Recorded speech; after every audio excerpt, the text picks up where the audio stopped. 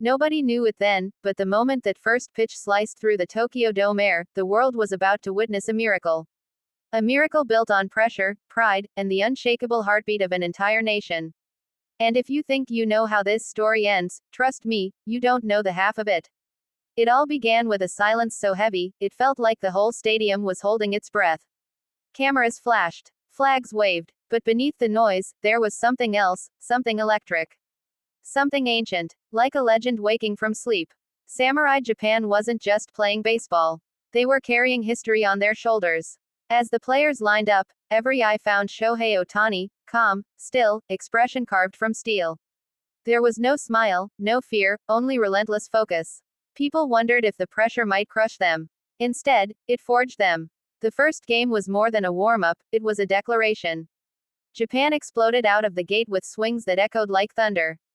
Every crack of the bat felt like a message sent to the world, we're here. And we're not leaving without the crown. But beneath the confidence, there were shadows. Doubt, fear, the kind only athletes understand when dreams are bigger than breath itself. As the second game began, the tension twisted into something almost physical. Then came the moment, Ohtani launching a ball so high, so far, it felt like gravity gave up. Fans screamed. Opponents stared. Even teammates couldn't hide the shock. It wasn't just a home run. It was a warning. Yet every great story demands struggle. Japan's third game brought unexpected chaos. Missed chances. Miscommunication. A sudden wave of pressure that hit like a storm. For a moment, the dream flickered. Even legends can stumble. But this team didn't break.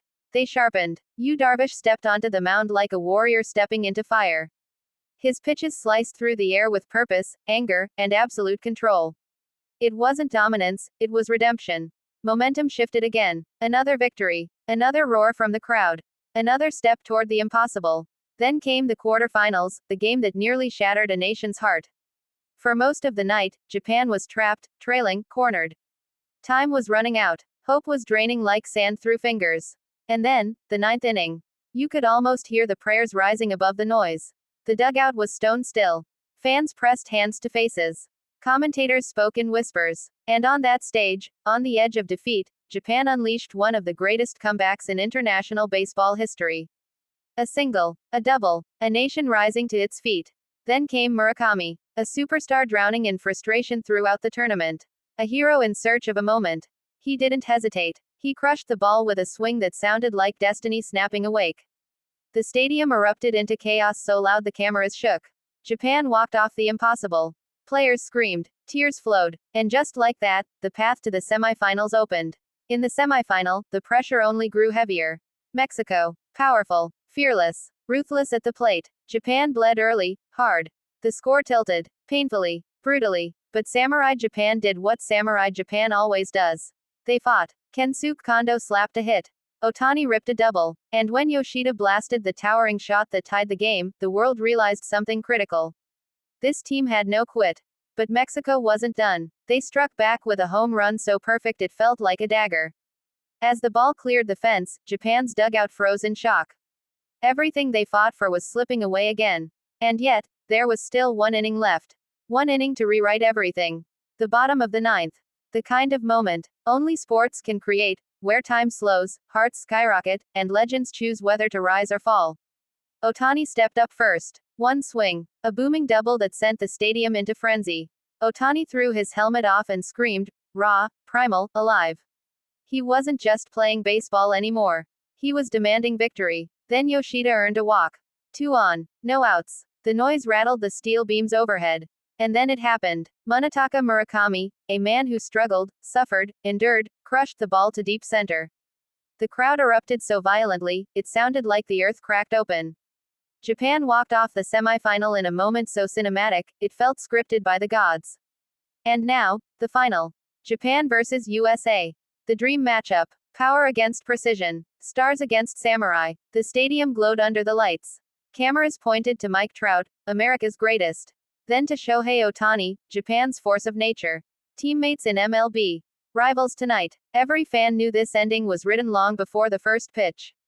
But first, Japan had a battle to win. The game was a war. Pitch by pitch. Hit by hit. Neither side bending. Neither side breaking. The tension was so tight that even breathing felt risky. Ohtani roared on the bases. Darvish fought on the mound. Nootbaar ignited the defense with plays that defied belief. Every player found a new version of themselves, a stronger version. Then came the ninth inning. Ohtani, who had hit, run, led, inspired, walked to the mound. One man, one inning, one destiny. The entire world stopped. His first pitch, a weapon. His second, filthy. His third, unhittable. But baseball always writes drama into its final chapter. And the final batter was Mike Trout. Teammates, icons, two faces of a new era. One representing raw power, the other representing impossible perfection. Trout stepped in, eyes blazing. Ohtani exhaled, shoulders steady. 7 pitches, 7 chances to etch history into eternity. Fastball, foul, slider, miss. The crowd trembled. Trout swung with everything he had, air. Ohtani's face didn't change, but his heartbeat echoed through the stadium. Final pitch. A slider that didn't just break, it disappeared. Trout swung, missed, and the world erupted. Ohtani screamed into the night sky. His teammates charged the field. Helmets flew. Flags waved. Tears poured. Japan was world champion again, but this time, it felt bigger. Deeper. A triumph carved through adversity, pressure, and unshakable belief. Samurai Japan didn't just win the WBC. They rewrote the meaning of heart. They resurrected the spirit of a nation. They proved that legends aren't born, they're forged one impossible moment at a time. And as the confetti fell, as Ohtani held the trophy high, as the world watched in awe, one truth glowed brighter than the lights above the field. Some victories are just victories. But this one, this journey, this miracle, will be remembered forever.